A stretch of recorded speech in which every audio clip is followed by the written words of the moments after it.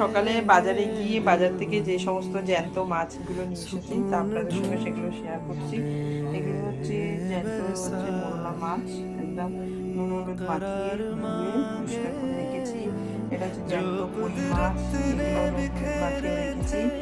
এই হচ্ছে পুঁটি মাছ আর পালমিশালি মাছ আছে, পুঁটির সঙ্গে আছে সরষে মাছ, ধুয়ে নুন হলুদ মাছে পরিষ্কার করে রেখেছি। আর এটা হচ্ছে গঙ্গার ফ্যাশন মাছ। ওই মাছগুলো আজকে কিনেছি, এছাড়া আরো মাছ আছে দেখাচ্ছি। এখানে চিকেন এনেছি, এখনো ধোয়া চলছে চিকেন। আর আমি মাগুর মাছ, জ্যান্ত মাগুর এনেছিলাম, তো মাগুর মাছ এনে ভাপা টিফিন বক্সে করে ভাপা করতে বসিয়ে দিয়েছি। তো মাগুর মাছ ভাপা খুবই সহজ। হচ্ছে 2 কোয়া রসুন, একটু আদা, ধনে, জিরে, শুকনো লঙ্কা মিক্সিতে পেস্ট করে নিয়ে নুন হলুদ দিয়ে